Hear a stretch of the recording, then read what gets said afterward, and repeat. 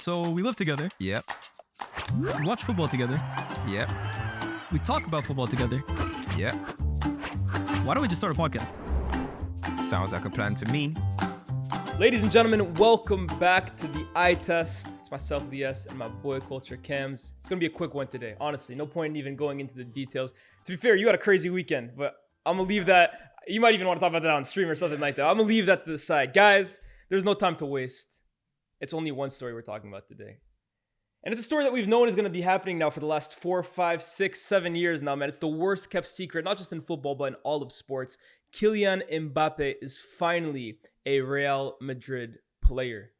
About damn time, I think, is the first thing we have to kind of get into. But I've been looking at the noise on the timeline. I've been looking at the reactions, observing from the sides. And I thought, you know what? I got a lot to say on this move, both from Real Madrid, PSG, and of course on Kylian Mbappe himself. Before I get into it, I'm going to head over to you. What's your immediate reaction to the news that Kylian Mbappe has finally signed for Real Madrid? As you said earlier, about damn time, bro. About damn time. Like, listen, I'm excited for it. As a neutral, I'm excited for it. It's something that should have happened, I think, 2 years ago. We'll talk about that. I think it's overdue, but it's here now. Do you know what I mean? And even though we all knew it was happening, when that's still that comunicado official and the Romano tweets are coming out, you still gave you a little feeling. And you saw the post that Mbappe done, showing himself as a childhood Real Madrid fan. Obviously, Ronaldo was his idol. And then even you see the post from Ronaldo where he says, you know, like, yo, it's my time to sit back and watch you. You know what I mean? Go light it up. I love Madrid. Because it's funny because a lot of Real Madrid fans were talking about they hope that Ronaldo actually reacts to that. And he did, because it's not often since Ronaldo's left he's really said too much about Madrid. So that was a really nice moment for them as well. It just felt like, you know, the past and present kind of combining there. So it was a nice moment. Now, I'm excited for it, bro. First of all, let me talk about Real Madrid for a second. Because I believe that they, above anyone, deserve a massive, massive round of applause. The week that they've just had is quite simply sensational. Winning the Champions League in the manner that they did, sending off one of their favorite sons in Toni Kroos in the best possible way, lifting the Champions League, and then a few days later, it's almost in the back burner. It's like, okay, on to the next. And on to the next, we're going to be attempting to do it by signing the best player on the planet for free. There's nothing else you can say other than it's sporting excellence, bro. And this is just what they do.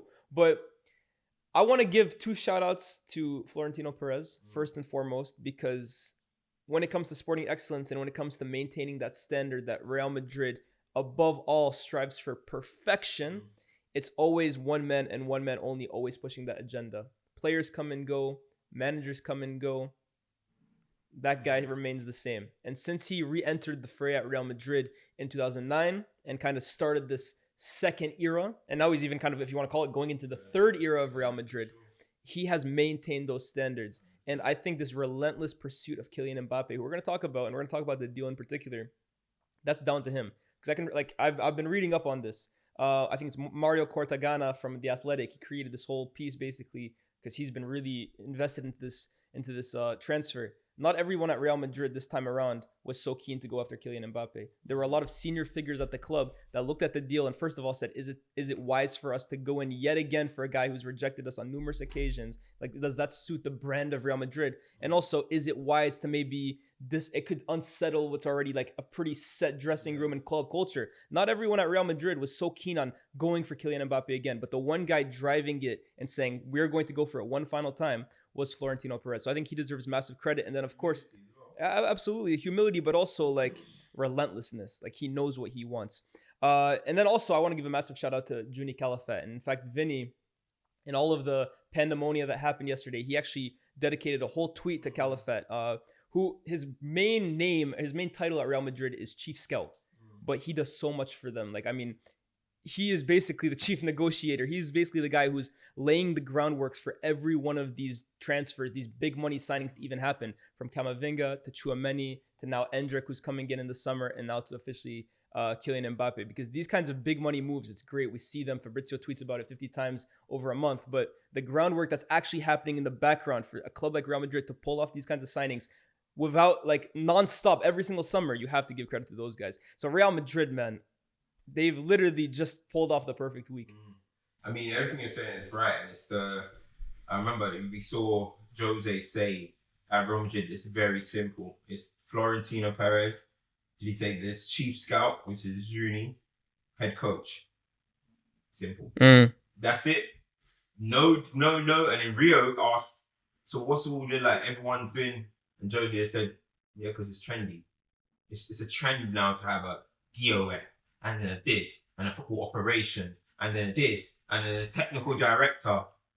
That's what's trendy now. That's what we all want our football clubs to have. That's what Ineos are doing at our club. But Real Madrid, it's simple. They are always going to prioritize the best of personnel. That's what Real Madrid are. That's what they've been under Florentino Perez. It didn't work. You can say he got a Champions League out of it, a La Liga out of it, but maybe it didn't work so well the first time round. And he's learned from that. The second time round, they built a better squad in terms of balance of the football team with the Cristiano, the Benzema, Kaká, Alonso, all these type of guys, Ramos, whatever. Obviously, Ramos was a bit earlier, but you got from that side that got built, and now this third side, it's again, you can see that they've learned from whereas Makelele back then was underappreciated. No, that's not happening now. Impossible. Paris ain't overlooking a Makelele now. It's squeezing a Zidane in centre mid or Solari, and he's not doing that. So they've learned from their mistakes, and they've built now, which you can actually look at it. Especially, there's someone not over, by the way. It's looking like a perfect squad in terms of balance. It's looking like a perfect squad in terms of individual ability, in terms of technical ability. I think in terms of age as well too. The age is ridiculous. You're looking at one of the youngest. Probably if they can build the starting 11. Okay, some are probably going to be at the bench, but if they're all on the pitch, you're probably looking at like an average age of about 22. Courtois and Carvajal are probably the oldest players in that team. Rudiger as well. Yeah. Again, those players that we're talking about, Rudiger, Courtois, Carvajal, I kind of want my experience to be there. Hold me down, young boys. Yeah. Go and do. No, I think it's crazy. Mbappe is almost entering the situation as a guy who probably has more experience than 90% of the squad. He's 25 years old, turning 26 very soon. He's older than Vinny. He's older than Rodrigo. He's older than Camavinga. He's older than Tchouameni. He's definitely older than Endrick and Arda Güler. Arda Güler is one of the best talents I've seen in a long time. Yeah. And we haven't been able to talk about him. Yeah. And he's brewing. Don't wait on that. And you got Endrick, who's such a mystery. But it's funny because the difference, and this is why I like Real Madrid, and this is why I admire Real Madrid, is because Endrick is coming into a situation where it's like, you give me them Morata, Higuain minutes that they were having in the past, I can probably walk out of next season 14 goals in my first season. We go and win La Liga. That's how you want your young players coming in. Mbappe's there, Vinny's there, Rodrigo's there. Even Hosselu might resign. You might be fourth choice. Doesn't matter. You're 18. You have time to develop. Yep. That's how it is. Like at the top level, unless you're Wayne Rooney's and stuff. Who can. That's funny too, because But Wayne Rooney, it was a transition at Manchester United. Ronaldo, it was a transition at Manchester United. We didn't win immediately. Messi, even when he was coming through, Ronaldinho was there. You need these senior pros to learn off, bro. Yep. You need these better players to learn off. So, Endrick, people are probably thinking like, oh, like, what's he going to need? How are they going to fit all of this in? What do you mean fit it in? Endrick, you're on the bench. Yeah. No, it's just like Arda Güler this season. There were Real Madrid fans that were like, Faisal in particular, a good friend, tweeting like, Ancelotti, play him. Like, it's a disgrace. He doesn't play this game. Ancelotti hears all the background noise. He's like, yo, bro, Arda Güler will come up when he's ready. Yeah. Arda Güler will play a few minutes here and there because he's not ready yet. And I'm going to go win the Champions League in the league while Arda Güler continues to learn. There's no pressure for these young guys to be thrown into the deep end. Ancelotti said, I'm at Real Madrid to win, not play young players. But that's really like that. What you just said there is perfect. Real Madrid are not in the business of making players happy, of making their fans happy, of being a sentimental club. Lunin just put in one of the greatest knockout shifts, few games that we've seen from most goalkeepers, let alone a backup one. The minute third choice, in fact, the minute Courtois came back, guys, I'm gonna tell you this right now. This flu thing, it didn't happen, or he might have been sick towards the end. The plan was to always bring Courtois back in. I know that for a fact. And it's not a case of like, oh, Lunin, like, oh, he's being treated dirty or whatever. Lunin understands this as well too. Real Madrid's #1 agenda is winning. Nothing comes second. You know what they say? The term is gabos. You know what that means? No. Game ain't based on sympathy. I like that. The game ain't based on sympathy. There's no sympathy. Mbappe comes in, Rodrigo, yo, get working. Hendrick, get working. Yeah. Lunin, thank you. I felt sorry for the brother. Courtois actually put in a really good performance. So there we go. This is all they care about. They care about winning, and you go out and admire it. And as I said, look, now a lot of people, which I'll move it on to, people are talking about why do people enjoy seeing Real Madrid have all the have all the best players, blah, blah, blah. But then what I'm saying with that is like, this isn't this is a, how am I going to say it? This is a developing Galacticos. This isn't the Galacticos Part 3, bro. Now, it'll be called that once they start winning stuff. R9, when he signed, best player in the world. Zidane, best player in the world. Figo, pretty much best player in the world. Who else did they have? David Beckham, most marketable player in history. I don't even know who else they had. So many other players in that Galactico. Michael Owen, all these guys are the best. They were the best of their position. Second Galacticos, Ronaldo, 1 or 2 best players in the world. He went there as the best or whatever. We can say whatever. Kaká, one of the best, Ballon d'Or winner. Benzema, he was younger and stuff. Alonso, big player. This current Real Madrid, Vini was signed from Brazil. Rodrigo was signed from Brazil. Camavinga was playing at Lens. Tchouameni was it Monaco? No, he was Monaco, yeah, sorry. Tchouameni was at Monaco, a developing player. The only person in and amongst this that has signed as a bona fide world superstar is Kylian Mbappe. Am I wrong here? Drew Bellingham was a bona fide world superstar when he signed. Buddy. He was a very good young talent. All of that. I'm not saying that Real Madrid have found diamonds in the dirt. They bought excellent young players that are going to develop into this. So when people are saying it's not fair, our teams have just got to do better. That's how I see it. Our teams have just got to do better to get these type of players, because I would hear it if it's not fair if Real Madrid, Florentino Perez went to sign Kevin De Bruyne. All right, let me Phil Foden. All right, you come here. What's going on here? Saliba. Okay, you. Do you guys like? I would hear it if that was. They're developing superstar. Well, they're buying superstar potential, but developing it at the same time. Superstar talents, but they are having still developed them. Let's not forget, Vinny was. My man passed. He's playing against us. Rodrigo, who knew this brother? People were calling him Bengali or whatever they were saying, right? Now this is the truth, right? But now, yeah, it's the truth. But now we're all saying it's unfair. It's unfair, bro. They just went and grabbed the talent. They're not grabbing super duper stars. Until Mbappe. I agree, right? But Superstar. no, but he's one of the best center backs in the world. One thing I will say is this, right? I agree. It's different to the first Galactico era in terms of they were buying superstars, ready-made superstars. Same with the second version of the Galacticos. But the difference between this team as well too, that Mbappe is joining, is that they're champions. Yeah. They've won 2 Champions Leagues in the last 3 years. Yeah. And most of these young players have won that Champions League. Yeah. Camavinga, Vini, Rodrigo, like all of them. First Galacticos team, it was like, okay, we need to win it.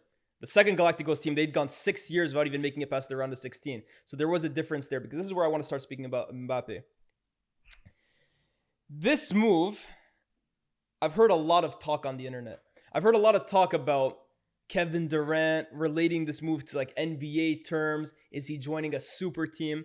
Less of that. I want to first, but before anything, say leave that talk for like group chats and stuff like that, because When it comes to comparing basketball and football, it's virtually impossible. When you look at basketball, one player can almost make or break a team entirely, right? 5-player sport compared to an 11-player sport where you can be the best player in the world, which I believe Mbappe is, or which I believe Messi was for the longest time. Messi didn't win a Champions League for 6-7 years. I still believe he was the best player in the world during that time, but you need to have help around you. So first and foremost, it's not in terms of the importance of a player moving from team to team. It's not like Mbappe can go to like Spurs and Spurs are going to win the Champions League that next year. In basketball, a player is capable of making that kind of impact. So I think we need to leave that comparison to the side. However, I am hearing a lot of talk about, oh, I'm so happy for Mbappe. This dream move has finally happened. Look at Mbappe when he was wearing Real Madrid's colors and kit when he was 13 years old. First of all, and I saw Nike. I want to make sure that I quote them correctly. They had this graphic that said, "Love your dreams until they love you back." I'm sorry, this was Kylian Mbappe's dream 4 years ago when he signed for PSG, when he re-signed with PSG to make him the most expensive and highly paid player in the world. So all this dream talk is nice, but let's be realistic. If it was really your dream, you wouldn't have signed for PSG 3 years ago or extending with them to make you the richest player on the planet, bar none. Right? It's a nice dream that you can now accomplish after you made all of that money. And I heard him a lot too, speaking recently about, oh, me staying at PSG was more than just the money and stuff like that. There was... Come on, bro. Come on. The amount of money that they made, rightfully so, you took it. I was never a critic of him staying at PSG because that kind of money, that kind of responsibility, they made him a king. They made him the king of the club. No questions. But all this dream talk now, for me, I think it's starting to get underplayed or overplayed, excuse me. Kylian Mbappe is not joining the Galacticos of the first era, the Galacticos of the second era, but he's joining a team of champions. A team that have just won the Champions League, that have just won all but 2 games in a calendar season. They won the league. They won the Champions League. This next year, he has massive expectations on him. Real Madrid always have massive expectations on him, but him in particular, right? He has to deliver. And in a big, big, big, big way. I see a lot of people saying, oh, they're going to win everything. If that's the expectation, anything but that, I'm sorry, is considered failure in my opinion. And like it or not, no, it is considered failure. Real Madrid now enter every single competition next season as the favorites, yes or no? Yeah, you say so. I don't see how you can't say so, bro. Yeah. It's a team that just won the Champions League and is adding the best player on the planet. The expectation is that every single competition you're in, you are the favorites. Just like Manchester City the last 2 seasons, every competition they're in, Pep says it himself, anything less than winning is failure. But the problem with Real Madrid, or the problem for Mbappe now, is that if they don't accomplish that success, we're not going to be looking at Vinny. We're not going to be looking at Rodrigo. We're not going to be looking at Valverde. We're not going to be looking at Rudiger. We're going to be looking at you.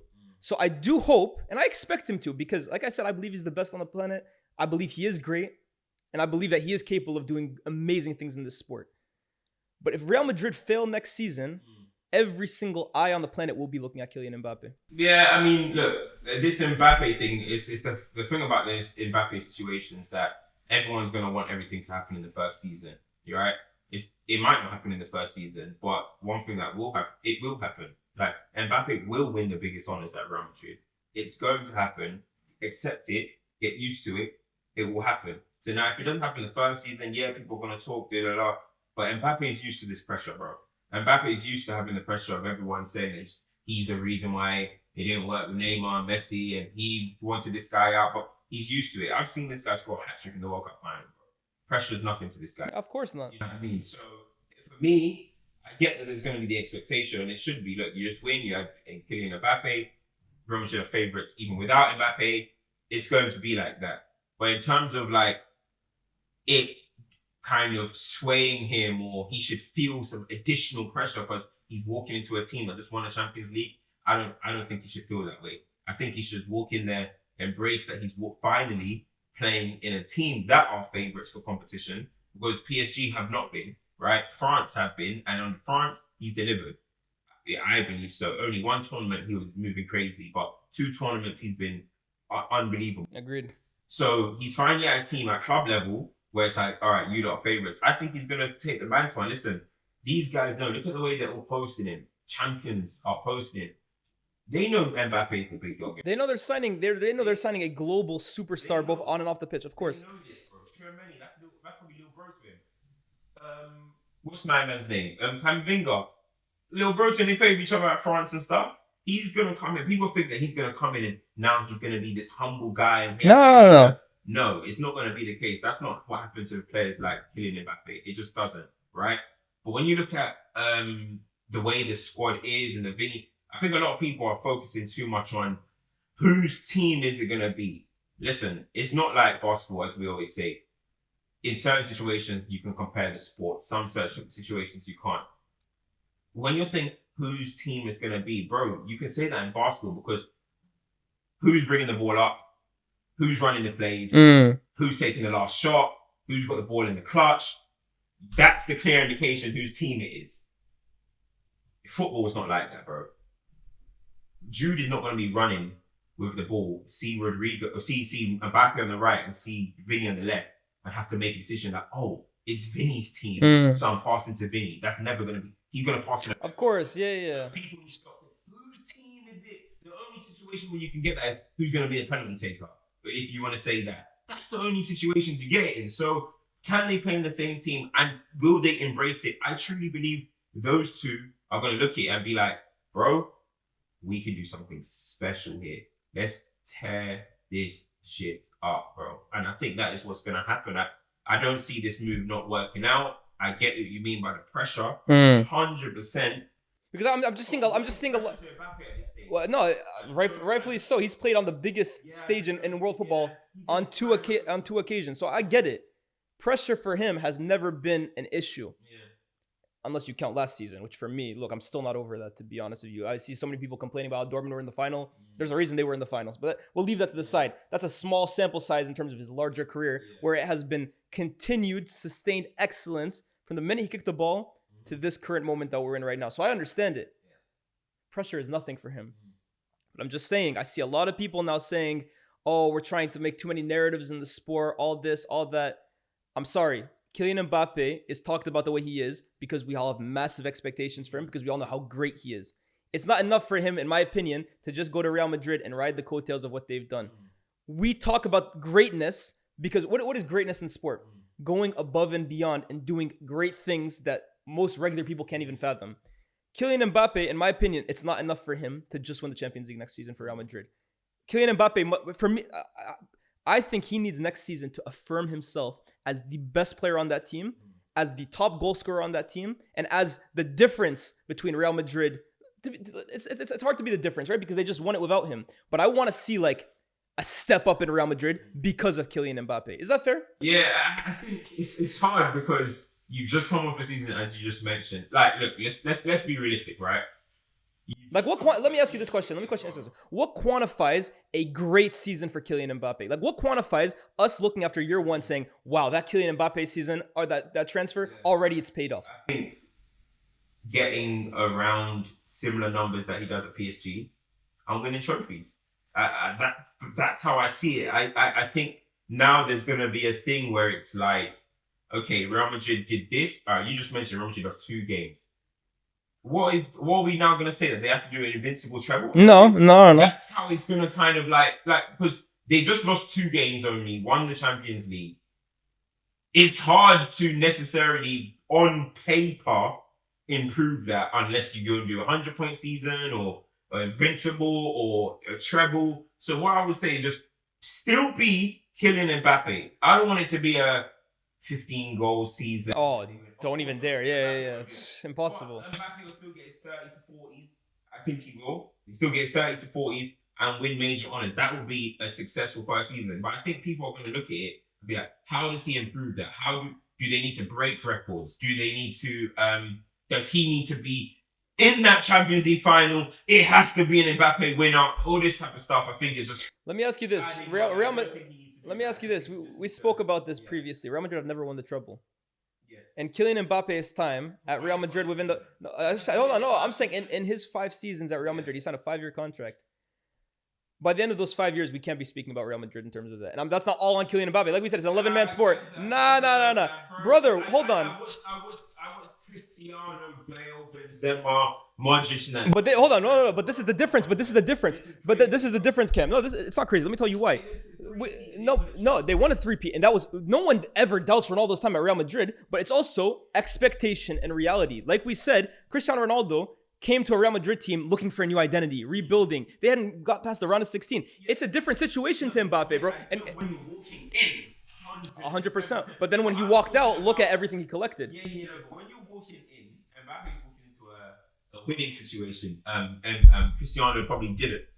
But Cristiano did certain things, obviously legendary things and stuff. But I'm talking about when they assembled a side that was ready to be these dominant side that they were, they couldn't win a treble, right? They couldn't win a treble.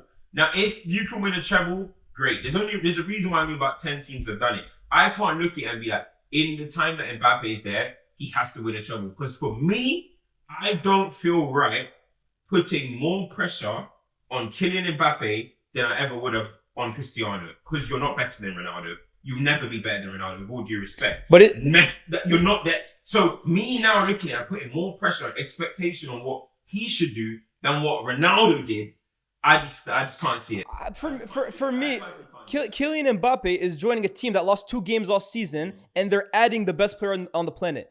The way I view it, they should be looking to exceed what they did last season. In these next 5, the goal by signing the best player in the world to supposedly the best team in the world is to get even better. If Real Madrid are just going to stagnate, they had a great season. So if they do a great season again, it's going to be great. But to not have the expectation that Real Madrid get even better and accomplish even more things by adding the best player on the planet, for me, that doesn't sit right with me. Different challenges come every season, bro. Every season there's a new challenge. There's a different team have developed in a certain way. What team is developing more than Real Madrid signing Kylian Mbappe? Of course, I know that. But what I'm saying is, each season is going to be something different. We don't know, for example, let's just say because Man City is the second best team in the world. Oh no, Man City, you can still argue. Sure. You guys have whatever you want. Sure. If it's next season and Man City do a couple signings and run into Real Madrid again, are we really gonna be going absolutely berserk because Real Madrid didn't get over the line? I need to see those signings. Who are they signing? No, but that's my point. If they're signing players, not to the level, but near. But that's why for me the expectation. But that's why for me the expectation on Real Madrid and Mbappe is so high, because you don't every day sign a player of the status of Kylian Mbappe. I understand what you're saying, but the thing is, bro, there's so many different situations where things can happen in certain instances. For example, right, when you look at injuries, you look at there's so much things that can factor in to why next season isn't going to be the same. The expectation for me for Mbappe is to make Real Madrid a dominant side. A more dominant side. Yeah. Okay, they just won their Yep. So they're not dominant yet. That La Liga next season should be a foregone conclusion in my opinion. And signing Mbappe should do that. Not even a discussion. Okay, we agree then. Not even a discussion. Yep. La Liga should be. I'm talking 15 points. Thank you. Yep. That's for damn sure. But when I'm talking about trebles, you're talking about the Champions League and stuff, I just think anything can happen now. I'm not trying to reduce Mbappe's expectation, because what I said, Mbappe will win these things. Real Madrid will be dominant. I'm 100% confident. Good. But I'm just saying, going into the next season, we're talking about next season. Going into next season, I don't think it should be. If he doesn't do it, he's made them worse. No. But no. Hold on. No. If Real, no, I didn't. Hold on. I didn't agree with the first. I agreed with the first thing you said. What was the first thing you said? He wasn't good enough, or he made them worse. I agree with that. But the second thing you said, they would have failed. They would have failed if Real Madrid next season don't. Hold on. First of all, it depends how they go out. But I'm looking at it. No. If they lose on penalty, like City, for example, in my opinion, they didn't fail because they didn't win the Champions League. They played a great 2 legs over City. They lost on penalties. That's another thing. So for me, it depends how Real Madrid go out. But just looking at it, Real Madrid's expectation next season is to win the Champions League. Not reaching that goal made. It's pretty damn close. I think Perez would call it a failure. I think Perez would call it a failure if they don't win it next year. If Real Madrid went out in the last 16 or something, now wait. But that's what I'm saying. That's why I'm saying I need context. Who do they lose to? Yeah, who do they lose to? I'm not putting it failure. If Real Madrid get to the semi-final of the Champions League next year, for me they have to win the La Liga. I don't know what their issue is with the Cup del Rey. That's got to stop being an issue. Yeah, I don't know what their issue is. I don't know. You see how many cups Mbappe won in France? Yeah. That better stop better being an issue. I don't know what it is, but La Liga for me foregone conclusion. Champions League, if they get semis onwards, I can't call it a failure. It depends who they lose to. I wanna say If Real Madrid lose to Dortmund in the semifinals like Mbappe did at PSG and Mbappe failed in the Champions League this year, bro. I mean, that's the thing though. Now we're being contextual, which is good. But no, of course you have to be What contextual. I'm saying is, that's good that we're being contextual, and that's the nature of the game. But it's like, is that context going to remain throughout the whole season? Like, are people still just going to throw that same narrative if Real Madrid went out to? I don't even know how good teams these days. But Cam, what you're saying though is exactly what I'm trying to tell you.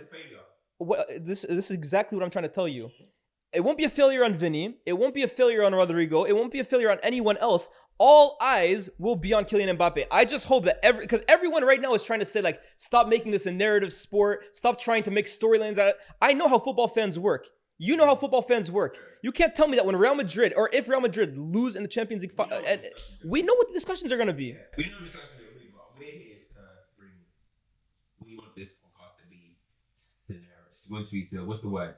Clarity. Yeah, I'm trying to say clarity in the situation. So because even what is it? 20 years on from the first Galacticos team, we know what the narratives are about those teams, bro. You can break into the context. You often go into the context of it wasn't a failure. They won 2 leagues.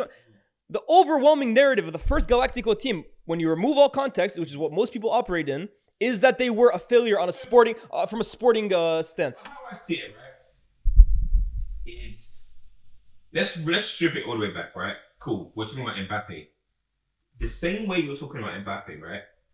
And this is why I personally think the game has changed, or the way people view football has changed, because there's not really a difference between the way R9 joined Real Madrid and to how Mbappe joined Real Madrid. Zidane scored that goal. Yep. R9 joined the club. Yep. Right. R9 joined the best player. Yep. Never won the Champions League either. Yep. World Cup. And he's how we talk about R9. But no, hold on. We talk about but no one ever talks about R9 in those glowing terms because of its not really, bro. Not really. Not R9's time as one of the greatest players of all time is spoken about at Barca, at Inter, and for the Brazilian national team. Real Madrid maybe falls fourth, bro. But that's my point. He had a hat trick. What do we talk about? What is the moment we talk about? We talk about the hat trick at Old Trafford. Outside of that, no one really speaks about R9 in terms of his Real Madrid. Did he even win the league for Real Madrid? I don't think he did, bro. I don't think R9 won the league for Real Madrid. I'm about to find out right now. I don't think R9 won it. You're kind of cementing my point though, because you're saying people don't talk about, but people do speak about R9 as a legend of the game. No, we talk about of the game. We never speak. You don't think R9? I get we know you talk about the Galacticos a lot, but you're saying that people don't talk about R9 and Real Madrid glowingly. As an individual, not as glowingly at any other events, because he's gonna score goals wherever. I got questions. So why didn't it ruin R9's legacy? Hold on. This isn't going to ruin Mbappe's legacy, in my opinion. This is not going to ruin. Mbappe won the World Cup at 18. Yeah. This isn't going to ruin his legacy. But my point is, people will look at Mbappe if Real Madrid fail, and people were looking at R9 when they failed as well too. Let's not get it twisted. People were looking at David. No. People were looking at David Beckham, and they were looking at R9. 100%, bro. I remember the discourse around those times. Yeah, a lot of times people were looking more so at Real Madrid as an institution than individuals, like how we're looking at. Real Madrid. You're right. Ronaldo won 1 La Liga at Real Madrid. Yeah, but obviously that's not good enough whatsoever. Yeah. This is what I'm saying is it hasn't necessarily affected. I would like to hear Real Madrid fans' stance on this because I'd let us know in the comments below. I know we have some Madrid fans in here. How was R9 spoken about, especially when he left Real Madrid? Was his transfer considered an overwhelming sporting success in terms of the marketing effect of signing guys like him, David Beckham? No one questioned it. But I think I still see all-time 11s. Now maybe they're just using it because it's R9. Yeah, facts. But R9 is not one of the great, like he isn't the greatest La Liga striker, and if it is, it's because he went to Barcelona. To be honest with you, the thing is, what I'm saying is that it walked in and it didn't really work out for R9 in that way. Obviously, now we're talking about a difference of generation in 20 years. People change, lots of things happen in between. For sure. Media, everything changes. So, and we weren't necessarily in the depths of Spain, being able to see what the papers are saying Mm. about R9. So we're kind of having a misinformed conversation right now. However, I'm just saying, like, how we still view R9, don't get it twisted. Now, R9 is a player, he's more beautiful, blah, blah, blah. I can't take away that kind of context, but I'm just saying, like, how he walked in, it didn't really affect his situation and how he's viewed in the game. But I feel like Mbappe, it will. I feel like if it doesn't work, people are going to try and, not doesn't work, by the way, if he doesn't make this team the most formidable team we've ever seen, I think people are going to try and be like, well, it's kind of staying on his legacy a little bit. And I don't get it, because the reason why I'm leading that, where I'm going with that, is because of how people are even talking about the move in general. So you were talking about the whole KD thing and stuff, right? When has football not been a situation where the best players don't play? Always. It's always been. And Real Madrid and Barcelona have always been the two clubs that I agree with you 100%. No one, in my opinion, should be lamenting Mbappe for joining Real Madrid, because it is, okay, I was joking about the dream thing. It is the dream of every player to go play for Madrid or Barcelona, mostly Real Madrid. You look at, I'm going to say, I don't know what people's eras are or what people's times are, but you look at the top 30 players of all time, probably 20 plus would have played for Real Madrid or Barcelona. Of course. Like, when has this not been a thing in football? Why are people now trying to say, like, yeah, but there's just not much jeopardy to it. There's not much risk. There's like, what? When has that been a thing? The best teams are, there's a reason why the best teams for the last 30 years, bar Man City, who have come into the equation, and PSG, if you want to throw them, it's always been Bayern, it's always been Real Madrid, it's been Barcelona, United, Liverpool. Me personally, I agree with you normally, but I do think with Mbappe, it has to happen now. I'm sorry, it has to happen now. This move to Real Madrid now, yeah, it has to happen now, bro. I'm sorry. It just doesn't have to happen next season. No, but in his tenure at Real Madrid, I'm sorry, Cam. It's going We are going to be looking at him through lenses seeking, if not perfection, close to perfection, bro. I'm sorry, like, I don't think it is unrealistic, bro. I think Mbappe is so great and Real Madrid are so great, and the way this move. Here's another thing too, huh? Hold on. Here's one last thing. No. Hold on. It's not just Mbappe being great. It's Real Madrid also being great.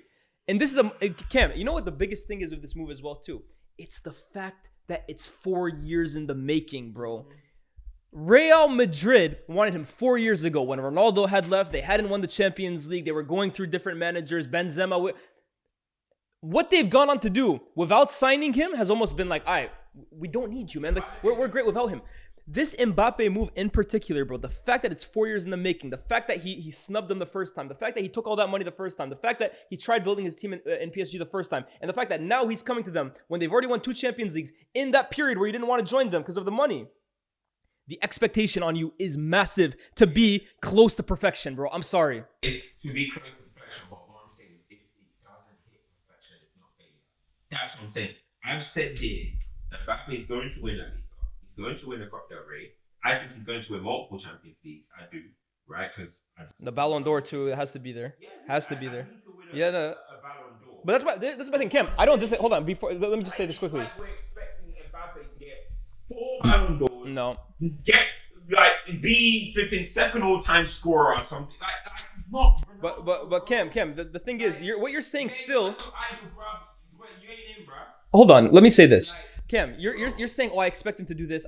He will do this. He will do this. He will do this. That's all I'm saying, bro. My point is the fact that we're saying he will do this means that the expectation is sky high. But anything less than that, the fact that you're saying he will do this also means that you have the expectation. You think he's going to win Champions Leagues. He's going to win multiple. That means that you also have the expectation he's going to be great. I'm not saying Mbappe has to score 80 goals a season. Of course, like I said, I don't think he's better than Ronaldo or Messi. But they're still pretty damn high. They exceeded perfection, bro. But what I'm saying is, yeah, it could take from 25 now. 25, turning 26. How long is his new contract? 5 years. So he'll be 30 years old by the time it expires. Okay, and I think it depends on how his career goes, obviously. Let's give it 5 years, yeah, or let's give it 5, 6 years, whatever. 6 years. In that period, that's what I'm saying. It could take the duration of it to complete the set. He could win his Ballon d'Or at 29. We don't know. But it feels like everyone thinks that If Mbappe wins his Ballon d'Or at 29, no, if he wins it at 29, bro, For the expectation we have on him, that's a failure, 100%, bro. If Mbappe wins a Ballon d'Or at 29, how highly do we rate this guy? Do we rate this guy or not? Now are you seeing what I'm saying? We're now saying it depends what age he wins a Ballon d'Or. Yes. As failure. Yes, A Ballon yes, d'Or 100%. winner as a failure. No. This is what I'm saying. Is no. Then we don't rate Mbappe as highly as we say we do then. If Mbappe wins his first Ballon d'Or at 29, it's not a failure. Why is it? Because we think he's the best player now, and he's just joined the best team now. In that period, they win the Champions League. Yeah. Blah, blah, but the Ballon d'Or just hasn't come. And he wins. Why wouldn't it have come? Why wouldn't it have come? I just don't know how the game works. We don't know what can happen. We don't. A World Cup could happen in that time. Yeah. Somebody else could win it. That could happen. Hold on, the World Cup happens in 4 years. I'm telling you. So you're saying in the next 4 years, Mbappe could win the Ballon d'Or in that 4th year. So the World Cup isn't happening every one of those years. It's gonna happen in 1 year. In those those other 3 years, there's nothing going on. We're not including this Euros because that's this last season. In those next 4 years, where there's only gonna be one World Cup, which we can say might be out of his hands. If he wins the Ballon d'Or once at the end, that's completely fine. I think it's fine. I don't think so. I don't think so. I don't think so. I don't see how a Ballon d'Or can be deemed in any way as a failure. You winning a Ballon d'Or cannot be deemed unless you're not. But I just don't see. And this. I think in this generation that he's in, all we. I've only got one. But it's different eras. It's different eras and it's different context. All we've said the last 5 years with Mbappe, last 4 years, he's the best player on the planet, but he plays for PSG. He can't win the Champions League. It's not his fault. And I've agreed with that. I've never held Mbappe not winning a Ballon d'Or to this point against him. But right now, all the cards are on his favor, bro. The deck has been stacked in his favor. The expectation is to match that, bro. And this is the thing though. So now, right? Okay. This is what I'm saying. So you're saying, you think that Real Madrid should potentially win a treble on this time that they're there, then they should go on to dominate. So really and truly, if by your expectation and how you view Real Madrid with Mbappe, you should be seeing him 3P a Ballon d'Or, 4P a Ballon d'Or. 3P, 4P. That for 3P, 4P for me is a lot. But I'm. They're gonna win the Champions League every year, La Liga, and then they're gonna win a treble. Bro, and he should win every year. I won't go say 3-4P. I won't work in that extreme, bro. But we just saw Erling Haaland his first season at Manchester City, the way it worked out. And let's be honest, okay, Messi won the Ballon d'Or, but we all knew Haaland should have won it. I'm expecting similar impact from Kylian Mbappe joining Real Madrid as to what Erling Haaland had on Manchester City. If Erling Haaland had gone to Man City and they didn't win the league or they didn't win the Champions League, we would have been looking at him like that, bro. The difference with the Haaland situation that. And I don't think Haaland is as good as Mbappe. That's what I'm saying. The difference in the Haaland situation though is that and I spoke to my group chat about this, is that at least Man City was still. It's not a hard grind for Haaland. That's an easy move too. But Man City at least could say, "Oh, our club were chasing something." You get it. So that's the kind of the difference in the case of Mbappe and Haaland, because I think when I see people saying Mbappe to Real Madrid is an easy move, what makes Haaland a hard move to Man City? Nothing. That's a very Haaland. It was a case of a perfect team with one player missing, and it was Haaland. But Mbappe is for me easy. Mbappe is a perfect team that doesn't need Mbappe. City needed Haaland. But that's why for me the expectation of Mbappe is so great, because Madrid of course every team needs Mbappe. Every team needs a player like that. But they just won the Champions League without you. City didn't win the Champions League without him. I think, as I said, I think he's going to tear it up. I think so too. I think he's going to tear it up. He could win a Ballon d'Or next year. Who knows? But all I'm just saying is that I think people are really eager for it to happen immediately. So many questions to be answered, man. Next season is going to be absolutely brilliant. And this is one of those episodes we need your comments. What's your instant reaction to Mbappe joining Madrid? What do you think of Cam's comments? If Mbappe wins the Ballon d'Or at 29, failure or just his timing? Let us know all of that stuff. How many goals will Mbappe score next season for Real Madrid? Is the treble a formality? Is it going to take time to gel? I want to hear all of your comments down below. People, I'll probably Neymar fans. You guys were happy to see Neymar winning at 30. And by the way, I don't want to see a single Kevin Durant. I might mute the word Kevin Durant from my comment section, huh? How about that? But guys, this has been the eye test. This has been a hilarious episode, man. Oh my days. Let us know everything. Bro, how long has this been? An hour. Guys, let us know all the good stuff down below. And we'll see you next week, where we should have a preview for the European Championship this summer. With that being said, it's been your boy Lyés, my guy CultureCams. We'll see you next time. Peace.